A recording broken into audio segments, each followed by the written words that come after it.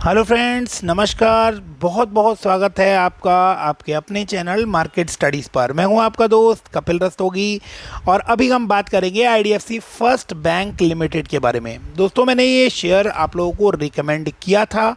इस शेयर में last 1 year में अगर हम देखें तो इसके शेयर होल्डर्स का पैसा डबल भी होता हुआ हमें दिखाई दिया था। आज Q1 का रिजल्ट अनाउंस हुआ है, उस रिजल्ट के बारे में हम बात करने वाले हैं। आगे इस बैंक के साथ किस तरह से मूव करना है, इसके बारे में भी मैं आप लोगों को कुछ इम्पॉर्टेंट टिप्स या सजेशंस देने वाला हूं। सबसे पहले कुछ बातें जो हमें ध्यान रखनी है कि इस शेयर में अगर हम लास्ट 1 ईयर की परफॉर्मेंस को देखें तो तकरीबन 23 रुपए के लेवल से ये शेयर 70 रुपीज़ के लेवल को टच किया था इसने मार्च से लेकर और जुलाई एंड तक की बात करें तो उतार चढ़ाव के बाद नेट में इसने 25% का फॉल भी दिखा दिया। ओवरऑल एक साल की बात करें तो पैसा डबल यानी तकरीबन 100% का रिटर्न हमें यहाँ पर देखने को मिल रहा है।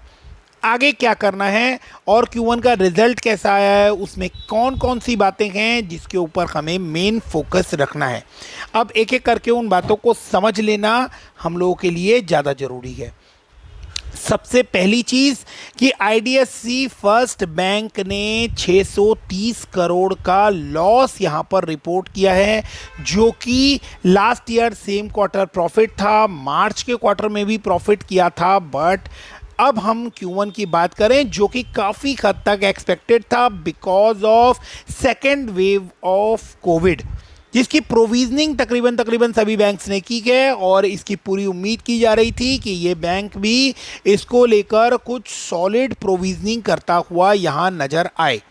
तो बैंक ने बहुत ही तगड़ी प्रोविजनिंग की है जिसकी वजह से आपको यहाँ पर 630 करोड़ का लॉस देखने को मिल रहा है। तो क्या बैंक की ओवरऑल परफॉर्मेंस ही खराब हो गई है या बैंक में क्या रीजनिंग रही है इतने बड़े लॉस के पीछे?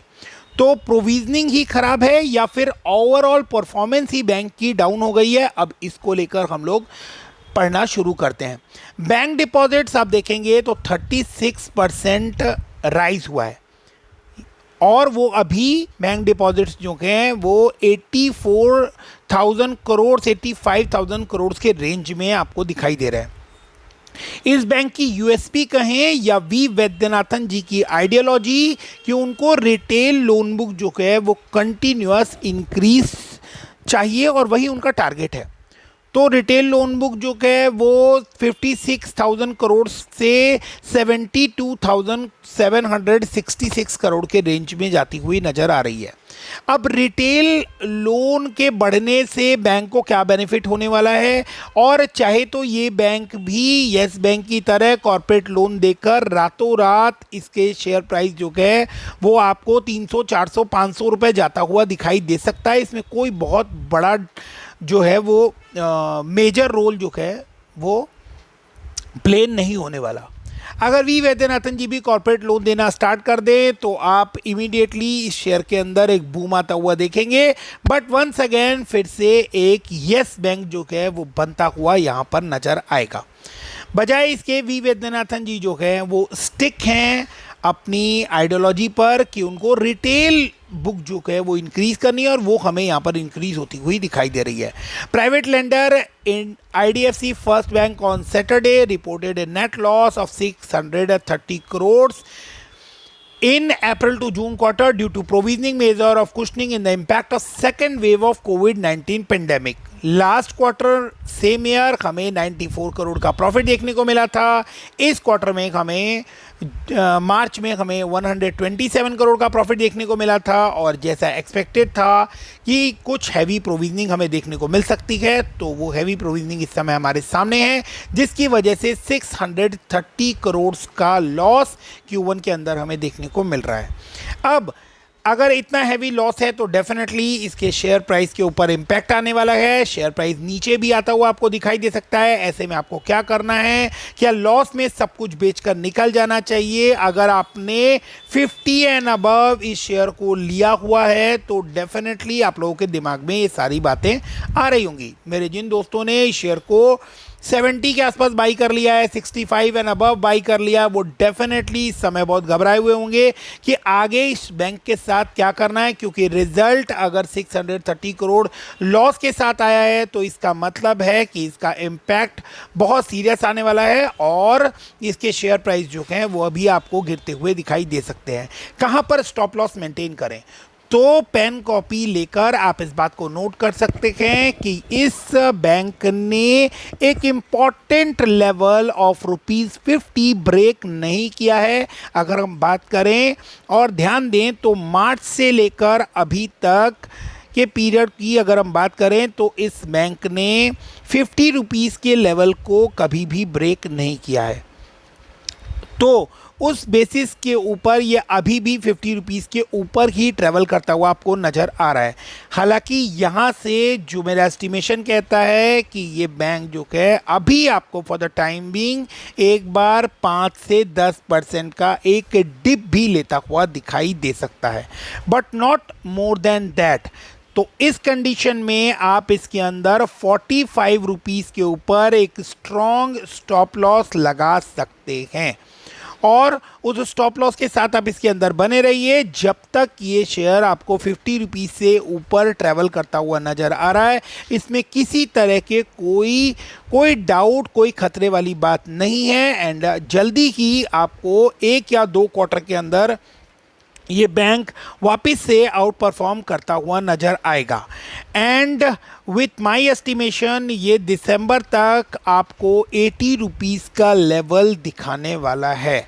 अभी करंट जो पोजीशन है उस पोजीशन पर ये टारगेट जो मैं यहाँ से दे रहा हूँ, ये टारगेट आपको थोड़े से अजीब लग रहे होंगे बिकॉज कि मैंने इससे पहले इस बैंक के टारगेट्स जो हैं वो इस साल के लास्ट तक आपको ₹100 के आसपास के दिए थे, but because of second wave और सेकेंड वेव ने जिस तरह से मार्केट को हिट किया है, जिस तरह की पोजीशन बनी है, उसके बाद डेफिनेटली कुछ टारगेट जो है वो डाउनग्रेड करने बनते हैं। तो अभी ये फ़िलहाल ₹80-85 के आसपास मुझे जाता हुआ नज़र आ रहा है दिसंबर तक।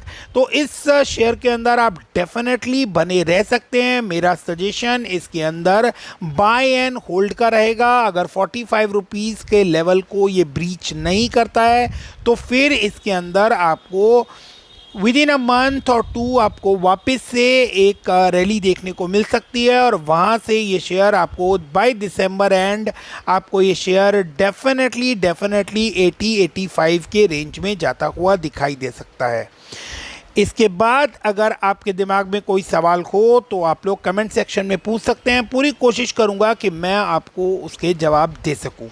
दूसरी बात कि अगर आप लोग मेरे चैनल को फॉलो कर रहे हैं और मेरे वीडियोस आप लोगों ने पहले भी देखे हैं तो मैं IDFC फर्स्ट बैंक आप लोगों को बहुत लंबे समय से रिकमेंड करता आ रहा हूँ।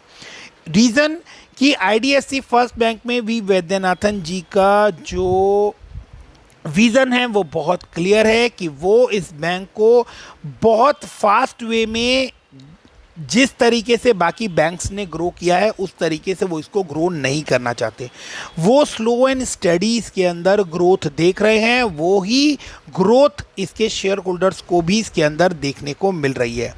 ग्रेजुअली अपनी ब्रांचेज इंक्रीज कर रहे हैं एंड जैसे जैसे इसके अंदर स्ट्रेंथ आती हुई दिखाई दे रही है वैसे वैसे आपको ये शेयर बढ़ता हुआ नज़र आ रहा है। जिस फास्ट वे में आपको ये शेयर बढ़ता हुआ नज़र आया था 160% से ज़्यादा का अपसाइड आपको फर्स्ट हाफ में देखने को मिला लास्ट ईयर, और अभी उसके बाद से इसके अंदर जो डिक्लाइन देखने को मिला है वो है बिकॉज ऑफ कोविड की सेकेंड वेव। तो अगर थर्ड वेव आती है तो डेफिनेटली पूरे इंडियन बैंकिंग सिस्टम को ही उसका नुकसान उठाना पड़ेगा। लेकिन अगर इस थर्ड वेव के बारे में जो बातें हो रही हैं, अगर कोई थर्ड वेव नहीं आती है या थर्ड वेव का इम्पैक्ट अगर जो है वो इतना बड़ा नहीं होता है जितना बड़ा सेकेंड वेव का था, तो डेफिनेटली यहाँ आपको एक बहुत ही तगड़ी बाइंग अपॉर्चुनिटी भी बनती हुई नज़र आ रही है, क्योंकि यहाँ से 1 से 2 मंथ के अंदर आपको यहाँ पर एक तगड़ी रैली देखने को मिलने वाली है। तो आप लोगों को मेरा सजेशन यही रहेगा कि यहाँ से आप लोग बाय कर चलें, बट कोई बड़ी क्वांटिटी आप लोग बाय ना करें और 45 के ऊपर एक स्टॉप लॉस लगा कर ही काम करें। अगर वीडियो आपको पसंद आया हो दोस्तों तो वीडियो को लाइक एंड शेयर करना ना भूलें। अगर अभी तक आपने मेरे चैनल को सब्सक्राइब नहीं किया है तो सबसे पहले आप चैनल को सब्सक्राइब कर लें, सो दैट कि आप मेरा कोई भी वीडियो कभी भी मिस ना करें। Thanks for watching, keep investing, stay safe, thank you, bye bye.